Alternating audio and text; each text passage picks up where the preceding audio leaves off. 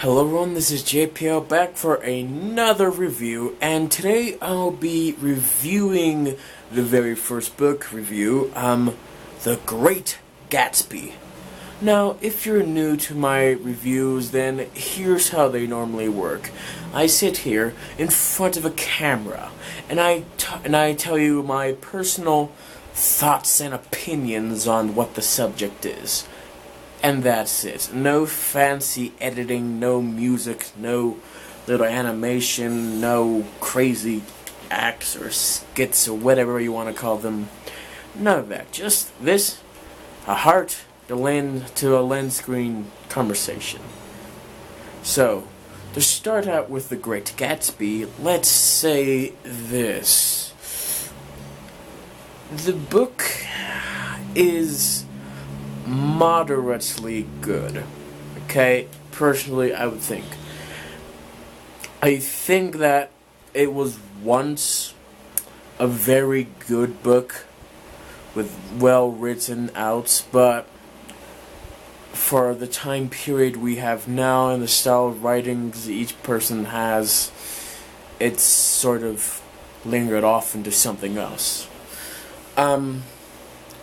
Personally, I think that most of the book is just very confusing, and I just don't know what they're talking about.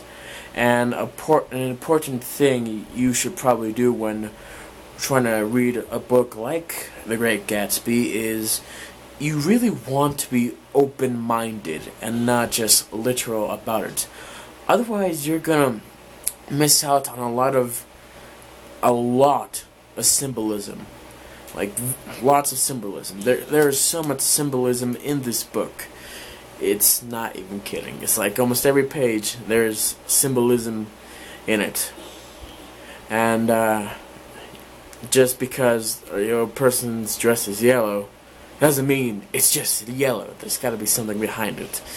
And so when you read it, have an open mind and have research done, okay? Do research for the time period, and if you don't understand what certain things means, research about it, and it could possibly be some symbolism. And such things which I did not understand while reading was the eyes of T.J. Eckelberg. While I was reading the story, it was just very confusing about T.J. Eckelberg, because going through the story, he, in my mind, was another character, an actual physical character that would follow Nick, the narrator of the story, and Gatsby, the main character. And he would just look at them with his eyes, staring with his glasses, and that was weird. But now, and I found no connection to that. The eyes are just eyes on a billboard. I really could not get a connection of that. Let's see. What else?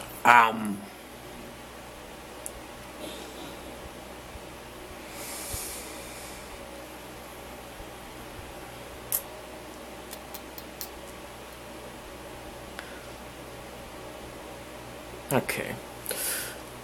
I really did not like how each thing was written. It's like, yes, it was very confusing, because I have no idea what's going on. Because the book, it likes to jump from part to part. Like, from one page, Nick could be talking about, I don't know, something about the city, and then all of a sudden, you're somewhere else, and it does not tell you that he went to this place. Like in modern times, these days, it's much more accepting to have everything explained to you. It's like my style of writing. If you've been following me, then you know I told you I've been writing. And my writing is quite literal. I tell you exactly what's going on, most of the time. Other times I've just said, yeah, this happened, and it's really vague as possible. That's because it's supposed to be vague when I read it. And so it's just, I don't know where things are. I don't know what these people are talking about. And sometimes when reading through things, I don't really know who's talking. It shows characters. And when you have multiple characters on a scene, like, it isn't, the writer F. Scott Gerald, I don't know, F. Gerald Scott Fitzgerald, F. Fitzgerald, Scott Fitzgerald, something, Scott F. Fitzgerald, who cares? It's a person who wrote the book.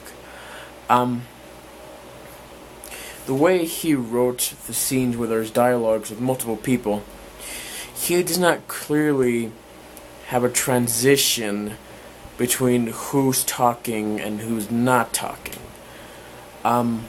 It's really vague. A character walks somewhere else, and so then you get the idea that he's probably talking, but then we don't know who's the second person that's talking, and it really gets confusing at times. What else?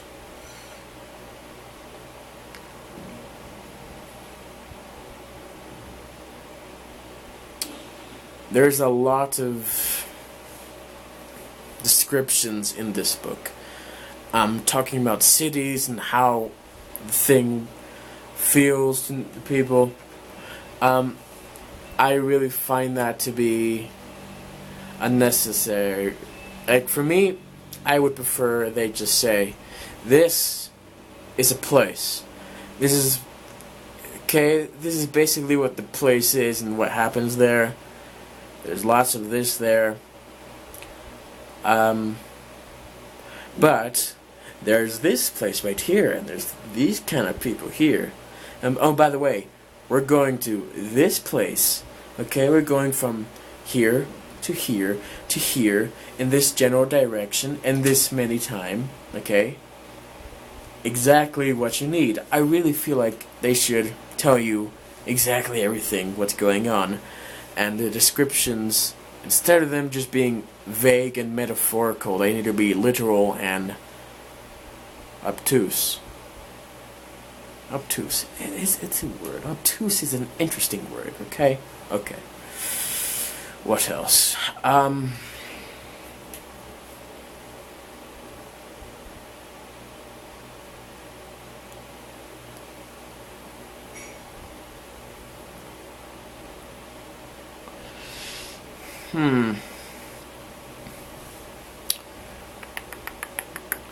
Yeah, and that whole thing being vague is really a problem when the ending of the book is happening.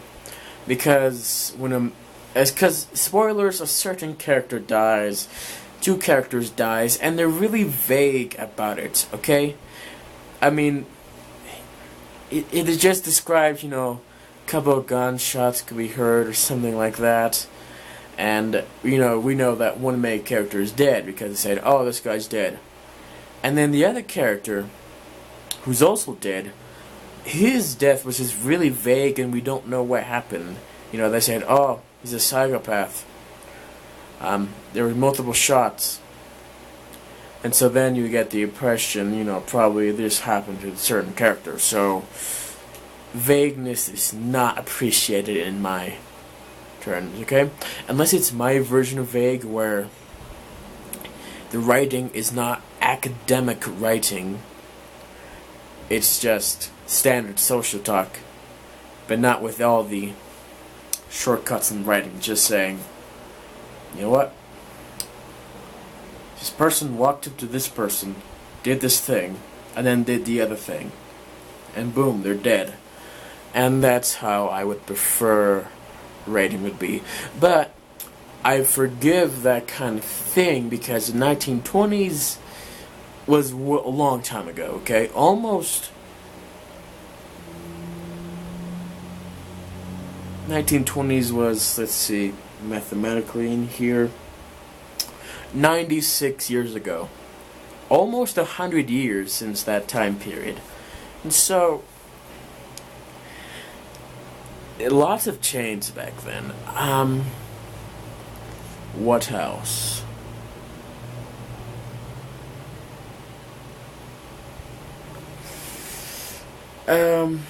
Yeah, that's basically it.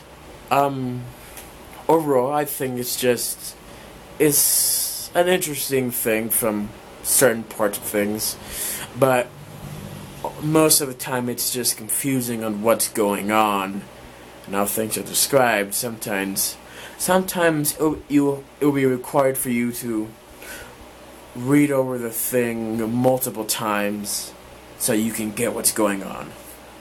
And so, if I were to rate this book, I would rate it... This is actually a difficult rating. The rating is between a 6 and a 7. Okay?